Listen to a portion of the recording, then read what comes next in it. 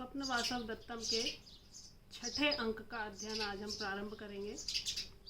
पंचम अंक जहाँ समाप्त हुआ था वहाँ की घटना को एक बार याद कर लेते हैं कि पंचम अंक में इस नाटक का जो नामकरण किया गया है वो घटना वर्णित है कि उदयन को स्वप्न में वासव दत्ता के दर्शन होते हैं और वो अपने मित्र वसंतक को ये शुभ समाचार सुनाता है कि वासव दत्ता जीवित है। लेकिन वसंतक द्वारा बार बार कहे जाने पर कि वासव दत्ता जीवित नहीं है, वो तो लावणक ग्राम में अग्निदाह में जलकर भस्म हो गई थी। लेकिन उदयन को इस बात पर विश्वास नहीं होता और वो बार बार ये कहता है कि मैंने उसे देखा है और उसको किस दशा में देखा है, उसकी बिना श्रृंगार की जो उसका मुख है उसको भी मैंने देखा है। लेकिन वसंतक के कहने पर ये कहता है कि अगर मैंने स्वप्न में वासव दत्ता को देखा है तो मुझे नींद से न जागना ही अच्छा है, और यदि ये मेरा मति भ्रम है कि वासव दत्ता जीवित है और मैंने उसके दर्शन किए हैं तो ये मेरा मति भ्रम भी चिरकाल तक बना रहे, ऐसा उदयन वसंतक से कहता है। तभी कांचुकी आकर ये सूचना देता है कि उदयन के शत्रु आरुणि पर आक्रमण करने के लिए उनका मंत्री रुमणवान सेना लेकर आ गया है और उनकी सहायता के लिए पद्मावती के भाई मगधराज दर्शक भी अपनी विशाल सेना के साथ में तैयार खड़े हैं। सेना, हाथी, घोड़े, पैदल सभी कुछ तैयार है और सेनाओं ने त्रिपथगा नदी को भी या गंगा नदी को भी पार कर लिया है। अब वत्स देश आपके हाथों में ही है, ऐसा समझिए कि आपने शत्रु को परास्त कर दिया है, ऐसा ही समझिए। और इसके बाद उदयन भी युद्ध के लिए प्रतिबद्ध होकर वहाँ से निकल जाता है। यहाँ तक हमने पंचम अंक पढ़ा था कि आरुणि पर आक्रमण के लिए वो तैयार हैं। अब छठा अंक जहाँ आया है, शुरू हुआ है, वहाँ उज्जैनी के राजा और रानी के द्वारा प्रेषित एक दूत और एक निजी धात्री उदयन के महल में आए हैं और उनको विजय की बधाई देने के लिए या उसका संदेश देने के लिए और उसके साथ में विवाह के समय का वासव दत्ता का चित्र भेंट करने के लिए उज्जैन के महाराजा और महारानी ने संदेश भेजा है। तो जब वो चित्र खोला जाता है तो वहाँ उपस्थित पद्मावती उस चित्र को देखती है। चूँकि उसमें वासव दत्ता का चित्र बनाया गया है तो पद्मावती उसे देखकर चौंक जाती है और मन ही मन ये कहती है कि ये इसकी शक्ल या इसका चेहरा तो वासव अवंतिका से मिलता हुआ है, वासव दत्ता का। उसी समय योजना के अनुसार योगंधरायण भी प्रवेश करते हैं कि मैं अपनी धरोहर को लेने के लिए आया हूँ, और उसके बाद में उसी समय धात्री भी वासव दत्ता को पहचान जाती है और सारा रहस्य उद्घाटित हो जाता है। उसके बाद योगंधरायण अपनी पूरी योजना बताता है कि हमने क्या क्या किया था, और अंत में पति और पत्नी का सानंद मिलन होता है। योगंधरायण की राजहित में बनाई गई योजना सफल हो जाती है और महासेन उज्जैनी के जो राजा हैं उनको ये शुभ समाचार देने के लिए उदयन सपरिवार वहाँ से उज्जैनी के लिए प्रस्थान करते हैं। ये छठे अंक की घटना का सार है। अब हम अंक का अध्ययन प्रारंभ करते हैं। ततः प्रविशति कांचुकीयः, तभी वहाँ पर कांचुकीय प्रवेश करता है छठे अंक के प्रारंभ में, और वो पूछता है कह इह भोः, यहाँ कौन है। तो वहाँ खड़ी प्रतिहारी जो द्वारपालिका है वो पूछती है, कहती है अहम विजया किम क्रियताम, मैं विजया हूँ, किम क्रियताम, क्या करना है या आपकी क्या आज्ञा है। कांचुकीय कहता है महासेनस्य सकाशात् रैभ्यस् गोत्रः कांचुकीयः प्राप्तः। महासेनस्य सकाशात्, महासेन के सकाश अर्थात पास से या उनकी ओर से रैभ्यस गोत्र नाम का एक कांचुकीय आया है। तत्र भवत्याः चांगारवत्या प्रेषितार्या वसुंधरा नाम वासवदत्ता धात्री च प्रतिहारम उपस्थिता विति। और उनके साथ में, कांचुकीय के साथ में अंगारवती महारानी ने वासवदत्ता की जो धात्री है वसुंधरा नाम की, उसे भी यहाँ भेजा है और वे दोनों द्वार पर उपस्थित हैं। प्रतिहारी कहती है आदेश कालः प्रतिहारस्य, द्वारपाल के लिए यह समय उचित नहीं है निवेदन करने के लिए। तो जब कांचुकीय कहता है कि द्वार पर संदेशा लेकर उज्जैन से एक कांचुकीय और एक धात्री आए हैं, तो तुम महाराज उदयन को संदेश पहुंचा दो। तो प्रतिहारी कहती है आदेश कालः प्रतिहारस्य, ये समय निवेदन करने के लिए उचित नहीं है, या उदयन को ये निवेदन, महाराज को ये निवेदन अभी नहीं किया जा सकता। कांचुकीय कहता है कथम, क्यों? तो प्रतिहारी कहती है शृणोतु आर्यः, आप सुनिए। अद्य भर्तुः सूर्यामुख प्रासाद गतेन केनापि वीणा वादिता। अद्य, आज, भर्तुः महाराज के सूर्यामुख प्रासाद गतेन, सूर्यामुख नामक महल में केनापि किसी ने वीणा वादिता, वीणा वादन किया है, वीणा बजाई है। ताम च श्रुत्वा भर्त्रा भणितम घोषवत्याः शब्द इव श्रूयत इति। ताम च श्रुत्वा, और उसे सुनकर, भर्त्रा भणितम स्वामी ने कहा है, घोषवत्याः शब्द इव श्रूयत, घोषवती के जैसा स्वर सुनाई दे रहा है। तो घोषवती जो है वो उदयन की वीणा का नाम है और वासवदत्ता को इसी वीणा से उन्होंने बजाना सिखाया था, वादन सिखाया था। और इसी वीणा वादन के समय, सीखते समय उनका प्रेम प्रसंग प्रारंभ हो गया था। तो उदयन ने अपनी जो प्रिय वीणा है घोषवती, वो वासवदत्ता को भेंट में दे दी थी। और इस नाटक में जब वासवदत्ता की नाटकीय मृत्यु हो जाती है, उसके बाद उसकी जो घोषवती वीणा है वो भी रहस्यमय ढंग से गायब हो गई थी, लुप्त हो गई थी। लेकिन अब पुनः प्रकट हुई है और उसके स्वर को सुनकर राजा उदयन ने अपनी प्रिय वीणा के स्वर को पहचान लिया है और उस स्वर को सुनकर या उस वीणा की आकृति को देखकर उन्हें फिर से वासवदत्ता का स्मरण हो जाता है।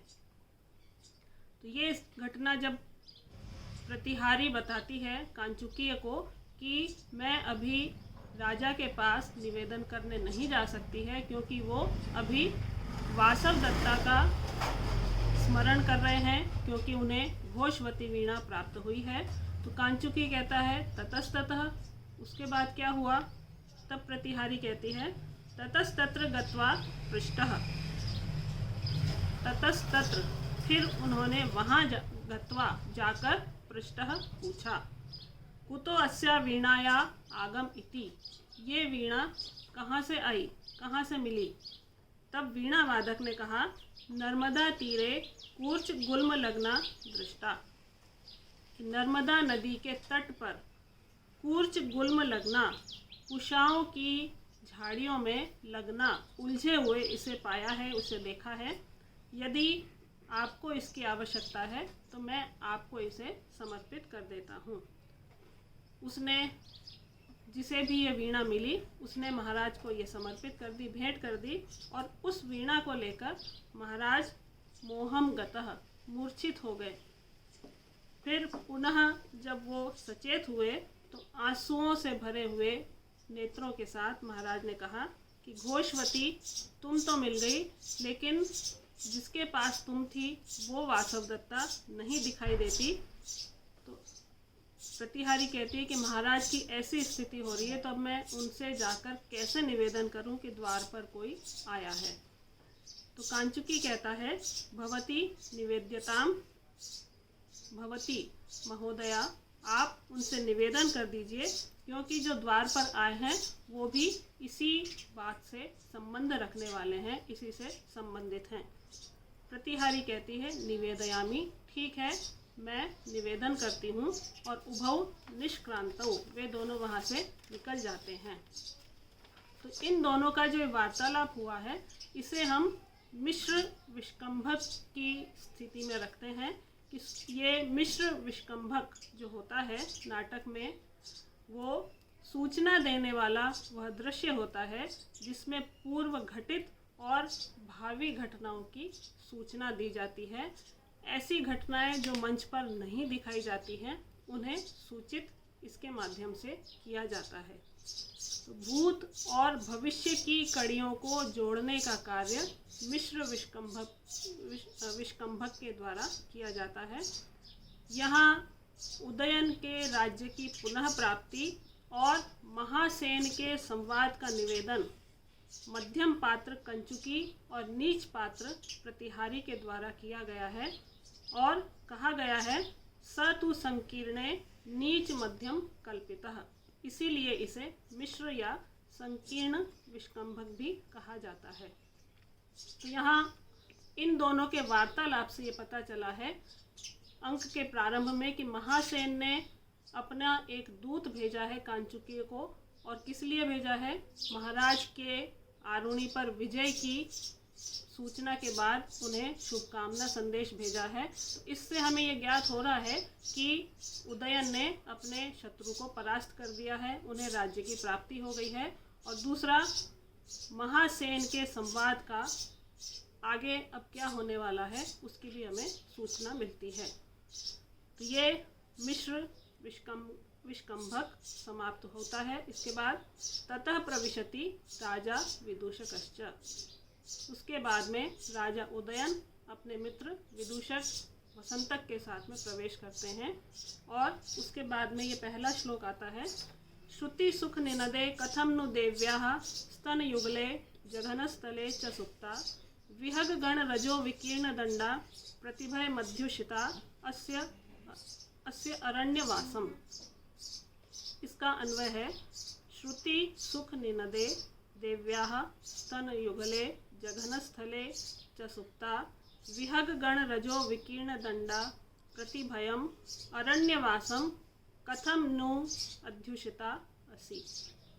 श्रुति सुख निनदे, कानों को सुख देने वाली वीणा। तो अपनी प्रिय वीणा को संबोधित करते हुए यहाँ पर उदयन कह रहे हैं कि कानों को सुख प्रदान करने वाली अपने स्वरों से जो वीणा है उसे कह रहे हैं कि देव्याः स्तन युगले, तुम तो देव्याः देवी वासव दत्ता के स्तनों पर और जगनस्थले जांघों पर सुप्ता सुखपूर्वक सोती थी। विहग गण, लेकिन अब क्या हुआ है, विहग यानी पक्षियों के, गण यानी समूह से, पक्षियों के समूह के, रजो विकीर्ण उनके मल से भरी हुई दंडा, डंडे वाली वीणा का जो दंड होता है वो कैसा हो गया है, पक्षियों के समूहों के मल से, उनकी बीट से भरा हुआ दुर्दशा को प्राप्त हो गया है। और प्रतिभयम अरण्य वासम, भयंकर वन में तुम कैसे रही हो।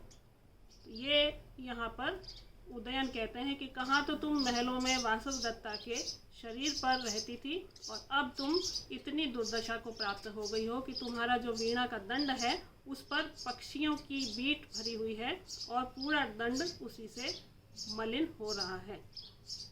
तो वीणा को देखकर और उसका स्वर सुनकर उदयन को पूर्व की स्थिति का स्मरण हो गया कि यही वीणा वासव दत्ता बजाती थी, क्योंकि मैंने उसे भेंट की थी। वासव दत्ता भी मुझे प्रिय थी और ये मेरी वीणा भी प्रिय थी, इसीलिए मैंने उसे भेंट की थी। और वादन सीखने के पश्चात या वादन करने के पश्चात यही वीणा वासव दत्ता के अंगों पर विश्राम करती थी, किंतु वही वीणा वासव दत्ता के चले जाने के पश्चात वन में, भयंकर वन में पक्षियों के मल से युक्त होकर मलिन हो गई है।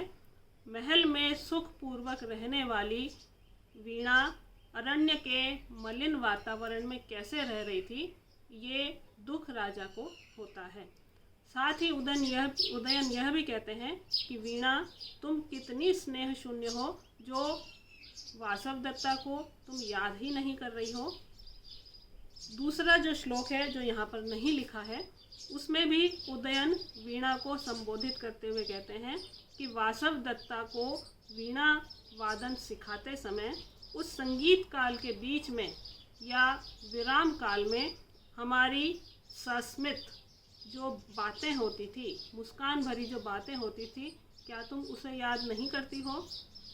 दोनों जो श्लोक हैं, प्रथम श्लोक और जो द्वितीय श्लोक है, दोनों में वीणा को संबोधित करते हुए ही उदयन कहते हैं कि क्या तुम इतनी स्नेह शून्य हो गई हो कि तुम उस वीणा को याद नहीं करती जो तुम वासवदत्ता के शरीर पर विश्राम करती थी, तुम अभी भी उसे भूल गई हो या उसे याद नहीं करती हो।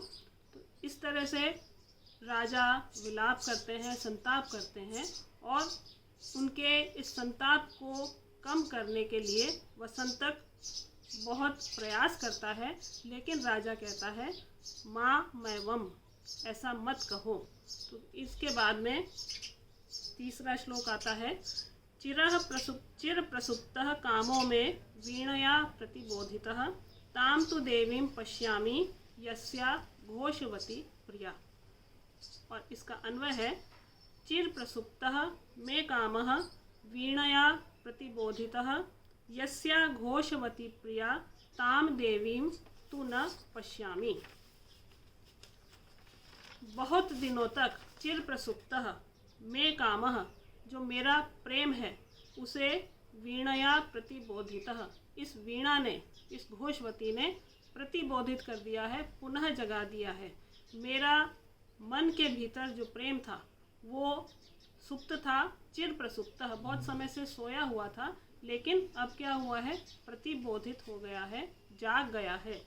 यस्या घोषवती प्रिया, जिसे यह घोषवती वीणा बहुत प्रिय थी, ताम देवीं तु न पश्यामि, उस देवी को या उस वासवदत्ता को मैं नहीं देख रहा हूँ। ये वीणा तो मुझे दिखाई दे रही है, लेकिन जिसे ये प्रिय थी, उस वासवदत्ता को या उस देवी को मैं नहीं देख पा रहा हूँ। तो उदयन वासवदत्ता को किसी भी स्थिति में भूल नहीं पा रहा है, और अब लुप्त हो चुकी वीणा जब सहसा उसके सामने आती है, उसे देखकर और उसका स्वर सुनकर वो वापस दुखी हो जाता है, और उन बातों को या उस वासवदत्ता को वापस याद करता है और कहता है कि वासवदत्ता के प्रति जो मेरा प्रेम भाव था वह सुप्त था, लेकिन इस वीणा को देखकर वही पुराना समय और वासवदत्ता के लिए मेरा जो प्रेम था वो फिर से जाग गया है। और लेकिन दुख इस बात का है कि मैं इस वीणा को तो देख पा रहा हूँ, लेकिन इस वीणा को जो बजाती थी या ये वीणा जिसे प्रिय थी, उस वासवदत्ता का मैं दर्शन नहीं कर पा रहा हूँ। इसका मुझे बेहद दुख है। समास है यहाँ पर, चिर प्रसुप्तः, चिरात प्रसुप्तः, प्रतिबोधितः, इसमें प्रति उपसर्ग है, बुध धातु है, निच और त प्रत्यय लगाकर प्रतिबोधितः शब्द बना है, और यहाँ पर अनुष्टुप छंद है।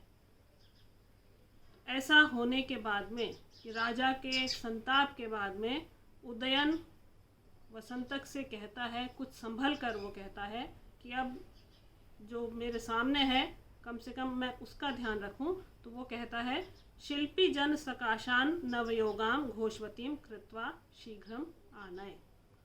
शिल्पी जन, शिल्पी के पास, कारीगर के पास, नवयोगाम, इसका नवयोग, नव निर्माण या पुनः इसे ठीक करवाकर, शीघ्रम आनय, इसे लेकर आओ, इसकी मरम्मत करवाकर, इसमें जो भी कमी है उसे पुनः ठीक करवाओ, क्योंकि ये मेरी भी प्रिय है और वासवदत्ता की प्रिय थी, इसलिए इसे शिल्पी के पास से पुनः ठीक करवाकर शीघ्र ले आओ। और इसके बाद विदूषक जो है, वीणाम गृहीत्वा निष्क्रांतः, वीणा लेकर वहाँ से निकल जाता है।